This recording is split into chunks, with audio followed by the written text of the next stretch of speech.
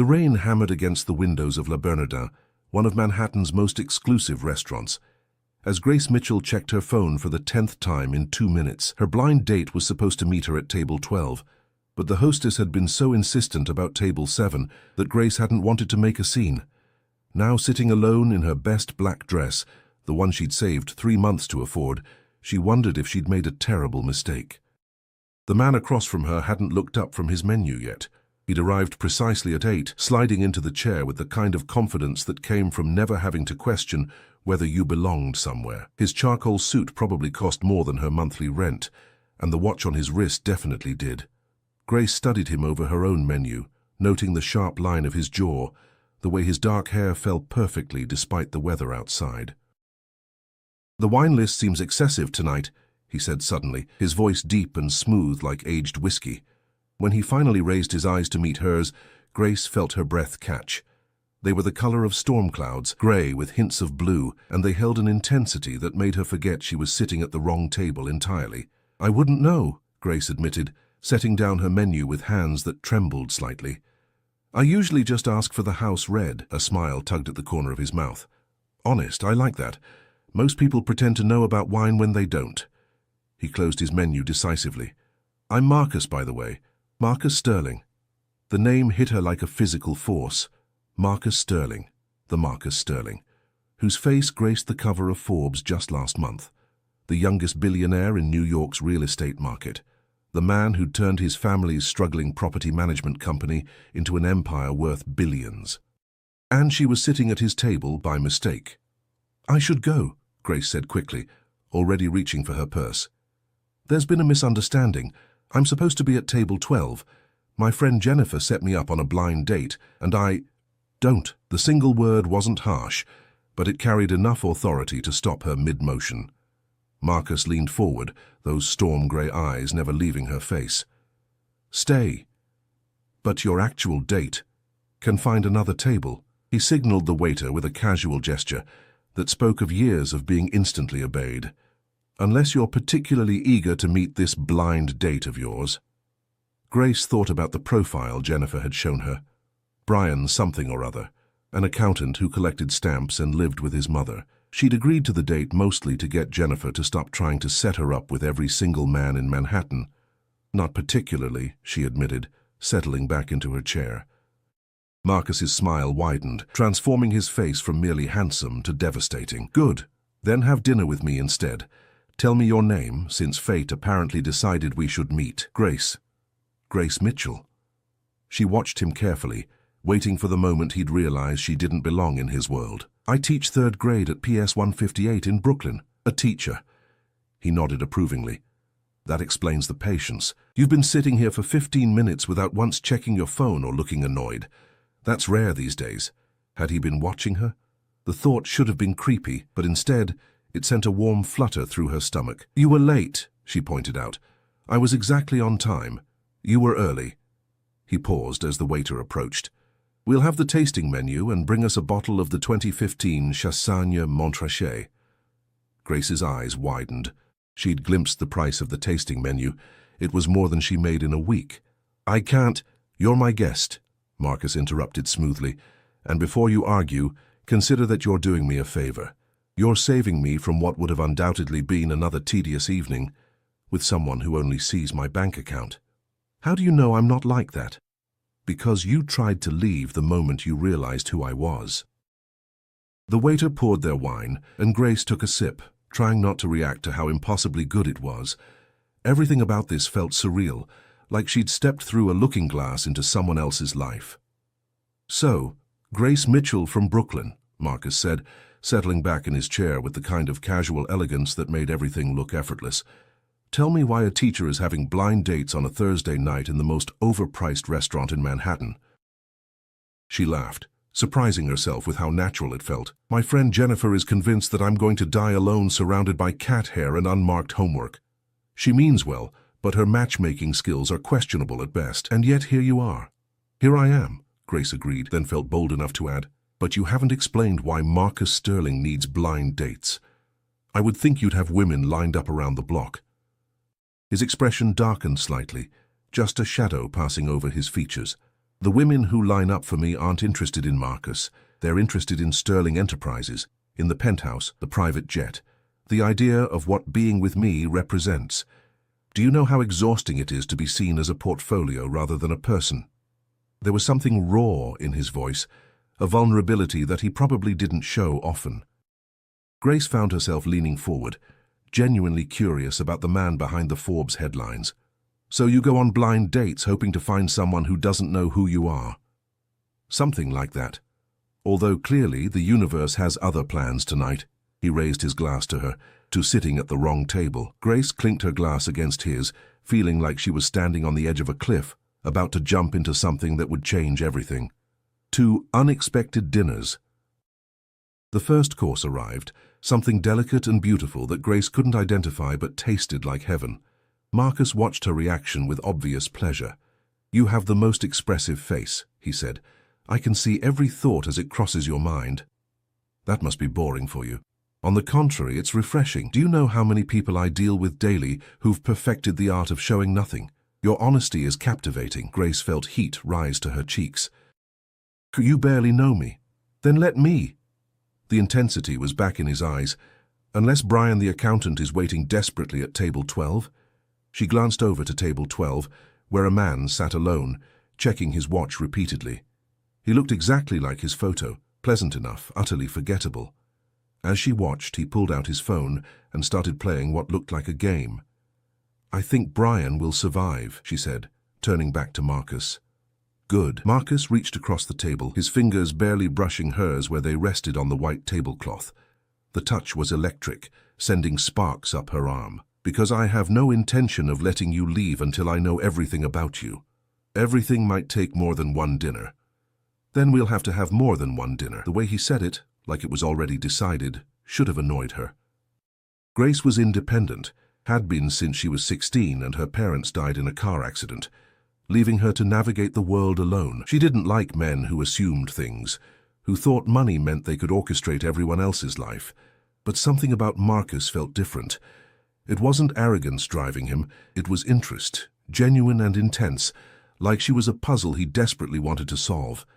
"Tell me about your students," he said, and Grace found herself talking about little Tommy, who couldn't read yet but could build the most amazing structures with blocks, about Maria, who spoke 3 languages at 8 years old, about how she used her own money to buy supplies, because the school's budget never stretched far enough. Marcus listened, really listened, asking questions that showed he was paying attention, laughing at her stories about classroom chaos, frowning when she mentioned the leaking ceiling in her classroom that had been scheduled for repair for 3 years.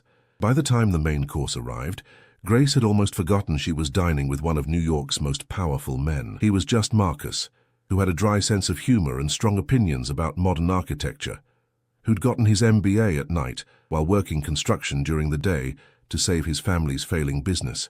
"You built buildings yourself?" Grace asked, incredulous. "For 2 years. My hands still have the calluses to prove it." He showed her his palms, and indeed they were rougher than she'd expected. "My father always said you can't run a construction empire if you don't know how to pour foundation. And now you own half of Manhattan's skyline." "Not quite half, maybe a third." His self-deprecating smile made him look younger, more accessible. "Tell me something, Grace. What would you do if money wasn't a factor, if you could do anything?" She considered the question seriously. "Honestly, probably exactly what I'm doing now, teaching. But I'd love to travel during summers, show my students that there's a whole world beyond Brooklyn, maybe set up a program where they could learn about different cultures firsthand." "That's beautiful," Marcus said softly. "You really love what you do, don't you?" He paused, twirling his wine glass thoughtfully. "I love building things, creating something from nothing. But lately, it feels like I spend more time in boardrooms than on building sites. More time with lawyers and accountants than with architects and engineers." As the evening progressed, Grace found herself forgetting about the wrong table, about Brian still waiting at table 12, about the fact that this was supposed to be a blind date with someone else entirely. The dessert arrived looking more like art than food.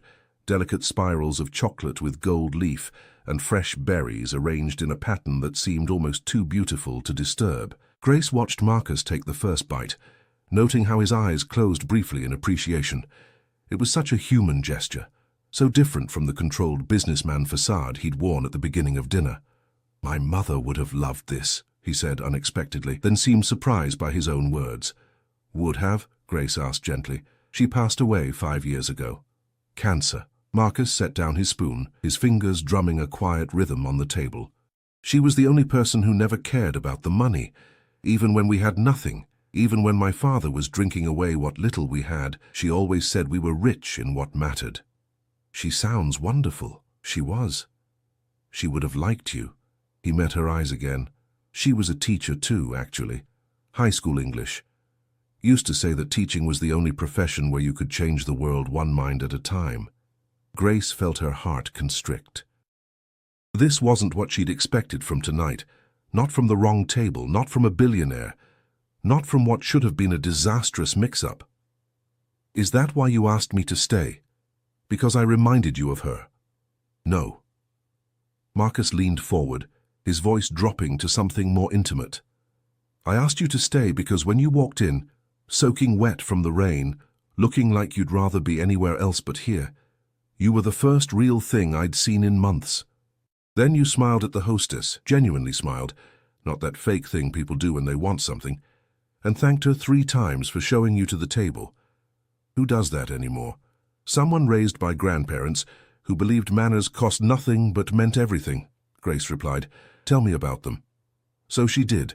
She told him about Grandma Rose, who'd taken her in after the accident, who'd sold her own wedding ring to pay for Grace's college textbooks. About Grandpa Joe, who'd worked double shifts at the factory until he was 73 to make sure she never wanted for anything essential. They were both gone now, had been for 2 years, and Grace still reached for the phone every Sunday to call them. "That's why you became a teacher," Marcus said. "It wasn't a question. They gave me everything when they had nothing to give. The least I can do is pay it forward." Marcus was quiet for a moment, then pulled out his phone. Grace felt a stab of disappointment. Was he bored already? But instead of checking messages, he made a call. "James, cancel my meeting tomorrow morning. Reschedule with Tokyo for next week." He paused, listening. "I don't care what they say. They've waited this long for the contract. They can wait another week." "You can't just cancel international business meetings," Grace protested when he hung up. "I just did." He signaled for the check. "I want to show you something." "Marcus, it's already past 10. I have school tomorrow." "Trust me." There was something boyish in his expression, an excitement that transformed him from corporate mogul to something more approachable. "Give me 1 hour. If you're not impressed, I'll personally drive you home and never bother you again." Grace knew she should say no. She had 28 8-year-olds expecting her at 7:30 tomorrow morning, papers to grade, lessons to plan. But Marcus Sterling was looking at her like she was the only person in the entire restaurant, maybe the entire city, and she found herself nodding. The check arrived, and Grace glimpsed the total, her entire month's rent. Marcus signed without looking, adding what appeared to be a very generous tip. Then he was standing, offering her his hand, and she was taking it, letting him lead her out of the restaurant. Brian was gone from table 12, she noticed. She felt a twinge of guilt, but pushed it away. Jennifer would understand, eventually. Marcus's driver was waiting outside in a black town car that probably cost more than most people's houses. The rain had stopped, leaving the streets gleaming under the streetlights. Marcus gave an address Grace didn't recognize, then settled back beside her, close enough that she could smell his cologne, something subtle and expensive that made her think of forests after rain. "You're not kidnapping me, are you?" she asked, only half joking. "Would you mind terribly if I was?" The way he said it, with that slight smile playing at his lips, made her stomach flip. "My students would miss me. Then I'll have you back by morning. Promise." The car stopped at a building in Lower Manhattan, one of those glass and steel towers that seemed to stretch forever into the sky. Marcus led her through a private entrance, past a security guard who simply nodded into an elevator that required a special key. The penthouse, Grace guessed. The roof. The elevator opened onto a garden that took Grace's breath away. It wasn't just a roof. It was an oasis floating above the city. Trees and flowering plants created winding paths. Water features provided gentle background music, and scattered throughout were benches and hidden alcoves. String lights created a canopy of stars to rival the real ones hidden by city lights. "This is impossible," Grace breathed, turning in a slow circle to take it all in. This is what I really do, Marcus said, watching her reaction with obvious pleasure. Every building I create has one of these, secret gardens in the sky. Most of the tenants don't even know they exist. Why keep them secret? Because the moment they become amenities, they become status symbols. Then they're not gardens anymore. They're just another thing to own, to show off. This way they're discoveries, gifts for people who bother to explore. Grace ran her fingers along a jasmine vine, releasing its sweet scent into the night air. Your mother would have loved this too. She designed it, actually. Well, the concept. She drew it out on a napkin one day when she was going through chemo. Said if she had to be stuck in the city for treatment, she wanted to take a piece of the countryside with her. Marcus's voice caught slightly. This was the first one I built. Every garden since has been a variation of her original design. How many are there? 43 in New York, another 100 or so scattered around the world. Grace turned to look at him, really look at him. In the soft light of the garden, with vulnerability written across his features, he looked nothing like the billionaire she'd read about in magazines. He looked like a son who missed his mother, a man who built gardens in the sky because someone he loved had drawn them on a napkin. "Why are you showing me this?" she asked softly. Marcus moved closer, close enough that she had to tilt her head back to meet his eyes. "Because something tells me you're the kind of person who can appreciate a secret garden, because you thank the hostess 3 times, because you use your own money to buy supplies for kids who aren't yours, because you tried to leave when you found out who I was. That's a lot of becauses. I could keep going." His hand came up to cup her cheek, thumb brushing across her cheekbone. "Because you have paint under your fingernails from what I'm guessing was today's art project. Because you've checked your phone exactly once all evening, and that was to turn it to silent. Because when you smile, it reaches your eyes." Grace's heart was racing now, her skin tingling where he touched her. "Marcus, I know this is crazy," he said. "I know we just met, that you came here for someone else, that I'm probably completely wrong for you in every possible way, but I haven't felt this alive in years, Grace. Not since—" He stopped, shaking his head. "Not since what? Not since before everything became about money and mergers and maintaining an empire I'm not even sure I want anymore." The confession hung between them, raw and honest. Grace could see the weight of it on his shoulders, the exhaustion of being Marcus Sterling, billionaire, rather than just Marcus. "What do you want?" she asked. Instead of answering with words, he kissed her. The kiss was everything a first kiss should be, soft, tentative, a question rather than a statement. When Marcus pulled back, Grace's eyes remained closed for a heartbeat longer, savoring the moment before reality crashed back in. "I should go," she whispered, even as her body swayed toward him. "Should and want are very different things," Marcus murmured, his hands still framing her face. Before Grace could respond, his phone rang, sharp and intrusive in the garden's tranquility. Marcus ignored it, but it rang again immediately, then again. "You should answer that," Grace said, stepping back. With obvious reluctance, Marcus pulled out his phone. His expression darkened as he looked at the screen. "It's my father. I have to—" "Take it," Grace said. "I'll be over by the fountain." She walked away to give him privacy, but his voice carried in the quiet night air. "What do you mean he's threatening to pull out?" Marcus's tone had shifted completely. This was the billionaire businessman, not the vulnerable man who'd just kissed her. "No, absolutely not. If we're not giving him another cent, I don't care what promises were made." Grace tried not to listen, focusing instead on the garden's beauty, but she could hear the tension escalating in his voice. When she glanced back, Marcus was pacing, one hand running through his hair in frustration. "Fine, I'll be there in 20 minutes. But this is the last time, Dad. I mean it." He ended the call and stood there for a moment, shoulders rigid with tension. When he turned to Grace, his expression was apologetic but determined. "I have to go. There's a situation with—" He paused, seeming to weigh his words. "My father made some promises he couldn't keep. Again, if I don't fix this tonight, we could lose a major development deal. The Tokyo meeting you cancelled? Different disaster. This one's more immediate." He moved toward her, taking her hands. "Come with me to a business emergency at 11 at night. To see who I really am. The good and the bad."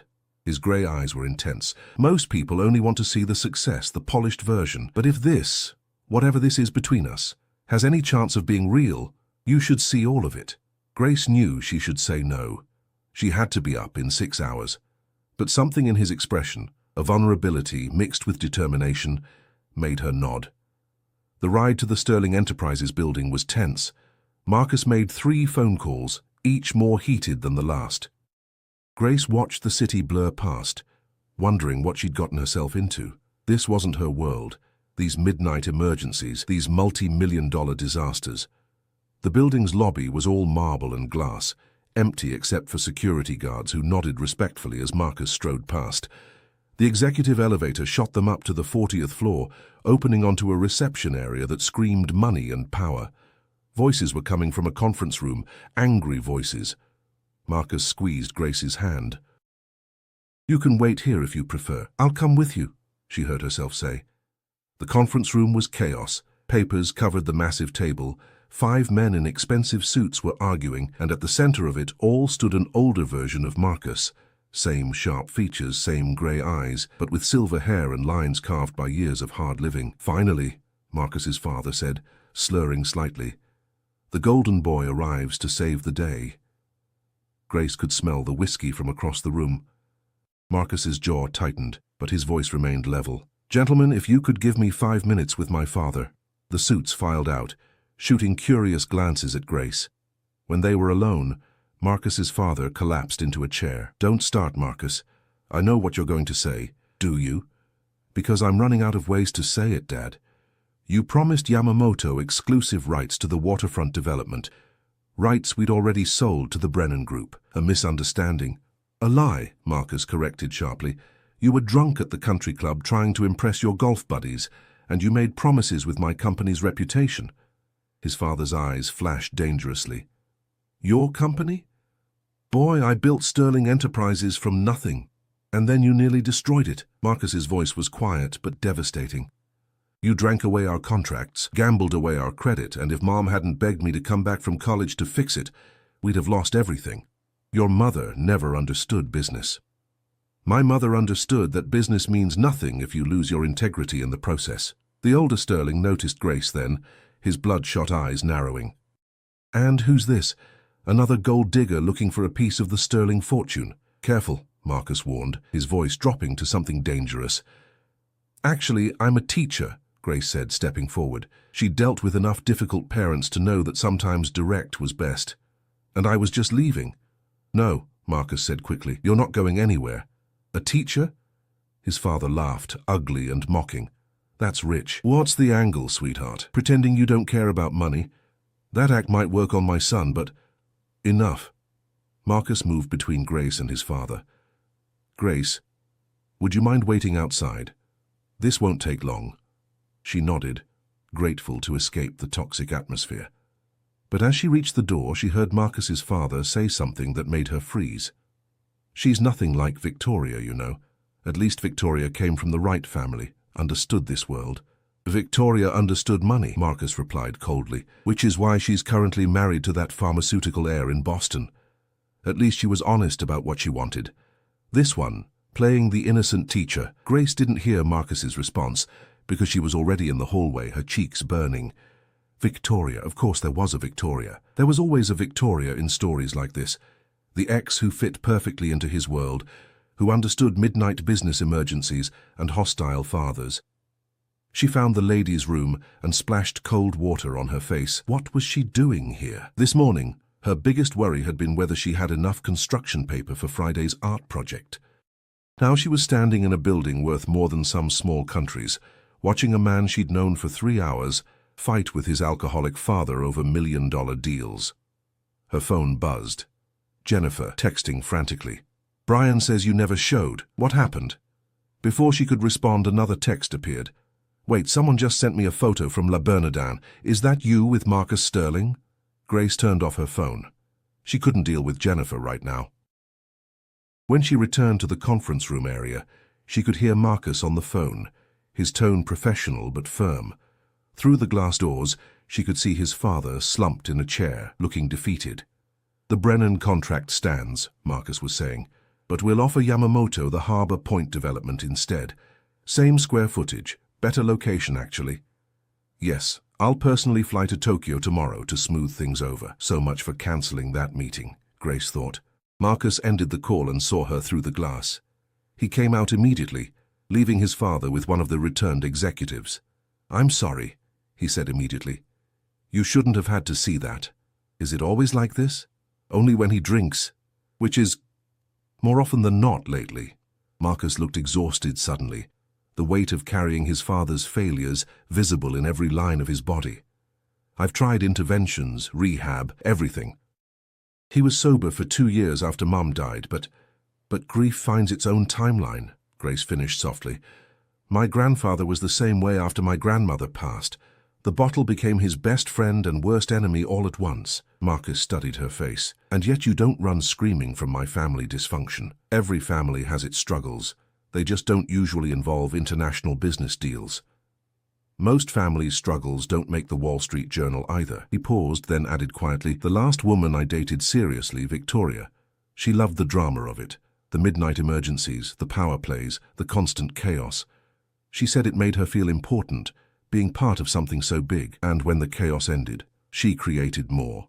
Started rumors, played board members against each other, nearly caused a hostile takeover because she was bored." Marcus shook his head. "I thought I loved her. Turns out I just loved the idea of someone who understood this world." Grace could see the pain behind his words, the betrayal that still stung.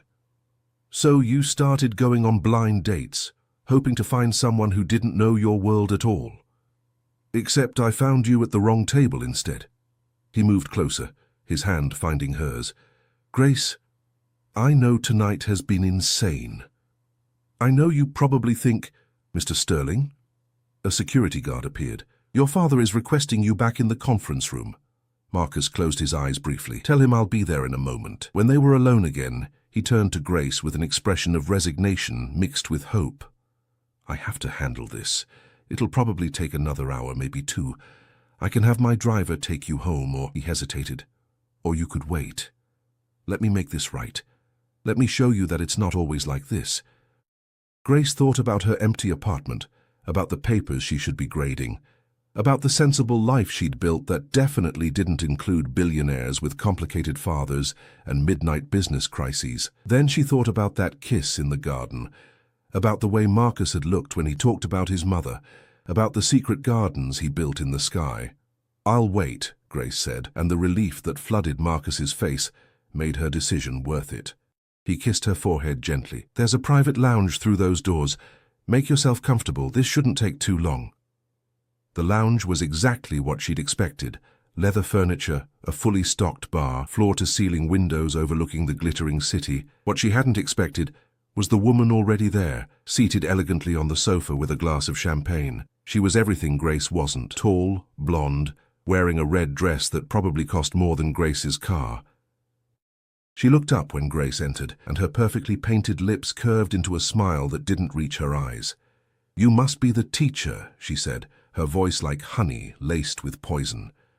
"I'm Victoria." Grace's stomach dropped. Of course Victoria would be here. "I didn't realize anyone else was waiting," Grace said carefully. "Oh, I'm not waiting. I'm on the board now. Daddy bought me a seat last month."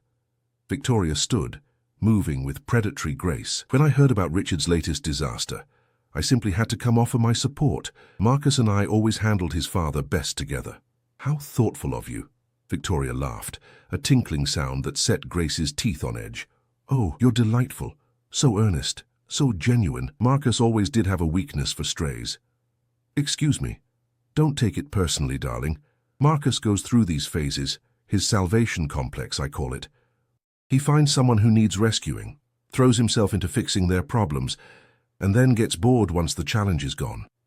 Victoria sipped her champagne. "Last year it was that disaster of a restaurant he bought for that chef. Before that, the community center in Queens. And now, a teacher from Brooklyn who probably can't even afford the bread at La Bernardin." Grace felt heat rise in her cheeks, but she kept her voice steady. "You seem to know a lot about Marcus's recent activities for an ex-girlfriend." "Ex?" Victoria's smile widened. "Is that what he told you? How precious. Marcus and I are inevitable, darling. We break up, we make up, but we always find our way back. It's been that way for 5 years." "Then why aren't you in there helping him now?" For the first time, Victoria's composure cracked slightly. "He's being stubborn. but he'll come around. He always does when he realizes these little experiments of his don't work. You can't build a relationship on fantasy, and that's what you are to him. A fantasy of normalcy, of simplicity. But Marcus Sterling doesn't get simple. His world doesn't allow it. Before Grace could respond, the conference room doors burst open. Marcus's father stumbled out, his face flushed with anger and alcohol. "This isn't over," he was shouting. "You think you can just cut me out? I made you." Marcus followed, his expression carved from stone. "You're drunk, Dad. James will take you home." "I don't need your driver. I don't need your help. I don't need—" Richard Sterling stopped mid-rant when he saw Victoria. His entire demeanor changed, a sloppy smile replacing the anger.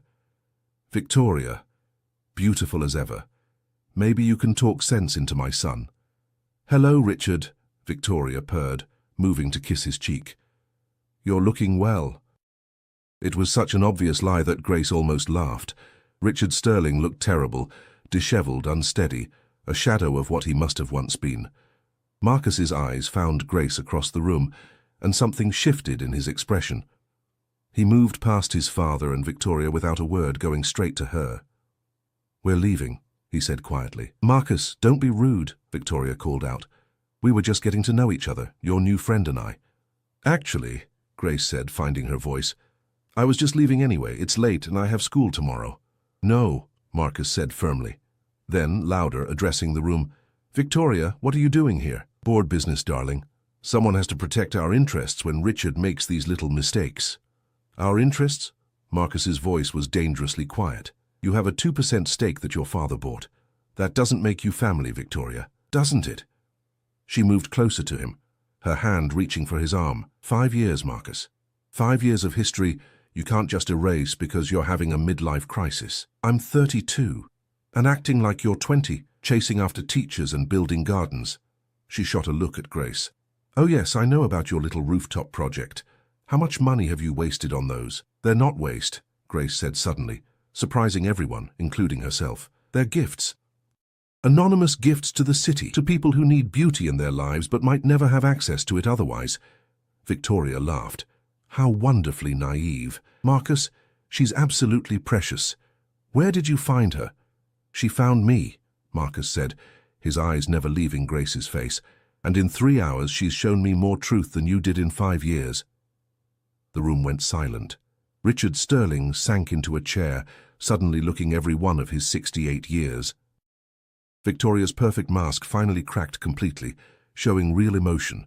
Anger, hurt, disbelief. "You're making a mistake," she said coldly. "When this little experiment fails, and it will fail, don't expect me to be waiting." "I won't," Marcus said simply. "James, please escort Miss Hartley and my father out. Make sure they both get home safely." "You can't just dismiss me," Richard protested, but he was already being gently guided toward the elevator by the patient driver. Victoria left with her head high, but Grace saw her hands shaking. As the elevator doors closed, the building felt suddenly, blessedly quiet. Marcus turned to Grace, and for the first time all night he looked uncertain. "I'm sorry. Again. This isn't— I wanted tonight to be perfect." "Perfect is overrated," Grace said. "Real is better."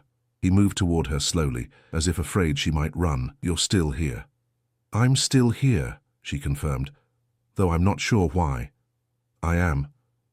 He took her hands, and Grace was surprised to find his were trembling slightly.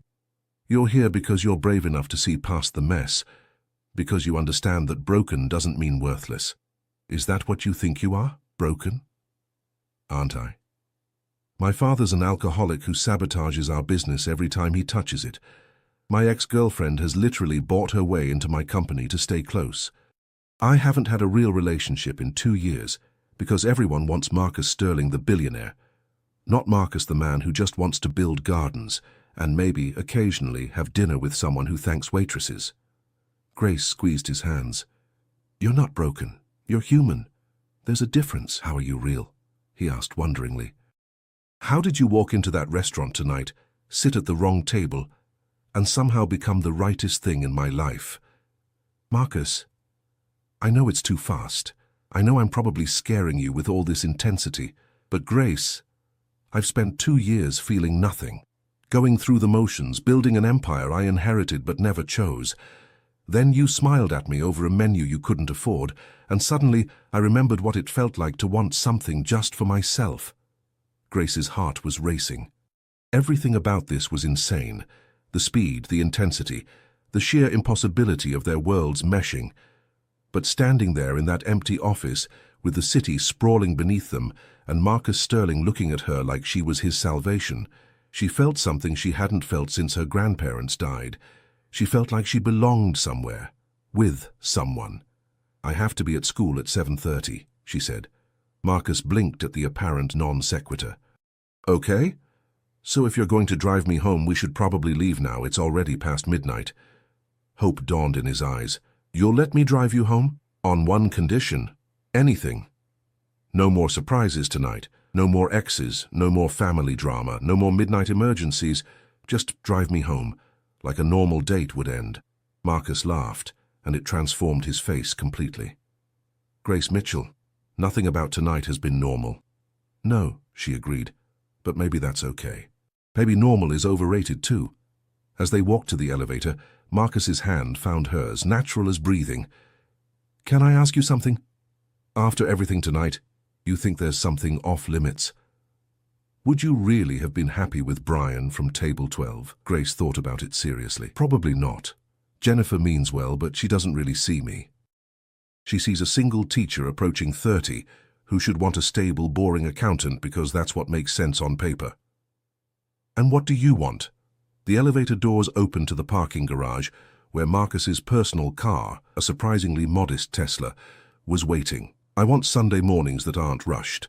I want someone who understands why I spend my own money on school supplies. I want laughter that comes from somewhere real, not just politeness." She paused as he opened her door for her.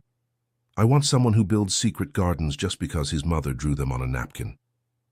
Marcus went very still. Then he was kissing her again, deeper this time, with a desperation that spoke of loneliness finally ending. When they broke apart, both were breathing hard. "I know we just met," he said against her lips. "I know this is crazy, completely crazy," she agreed. "But I want to see you again, tomorrow, every day. I want to send your kids on those trips you dreamed about. I want to fix your classroom ceiling. I want to show you every garden I've ever built. I want—" Grace silenced him with another kiss. "One day at a time, Marcus. Let's start with driving me home." The drive to Brooklyn was quiet but comfortable.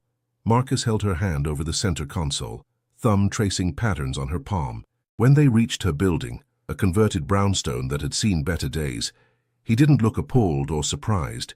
He simply found a parking spot and turned to her. "Thank you," he said simply, "for staying, for seeing past all of it, for being at the wrong table." "Best mistake I ever made," Grace admitted. She expected him to kiss her goodbye, but instead he got out and walked her to her door. Under the flickering entrance light, he looked younger, almost vulnerable. "Can I pick you up tomorrow after school? I usually stay late, helping kids with homework.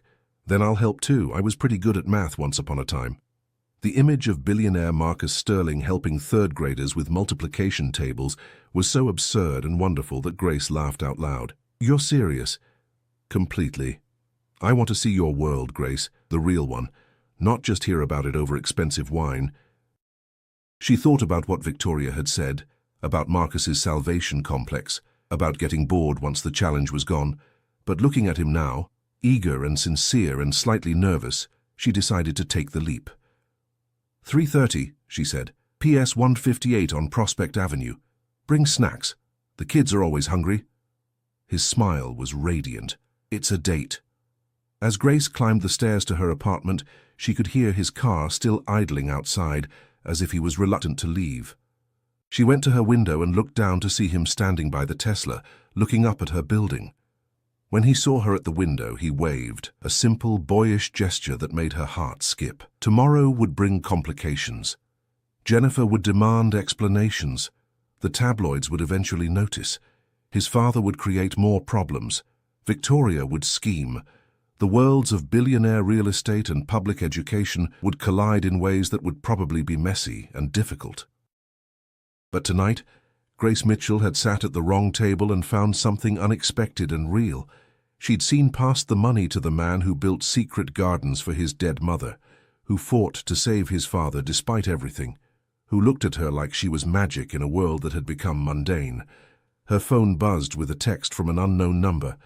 "This is Marcus. I just wanted to say, I'm glad you sat at table 7 instead of 12. Table 12's view was terrible anyway." "Sweet dreams, Grace." She smiled, typing back, "Thank you for not letting me leave." His response was immediate. "Thank you for staying." Grace went to bed, still wearing her best dress, still smelling faintly of his cologne, still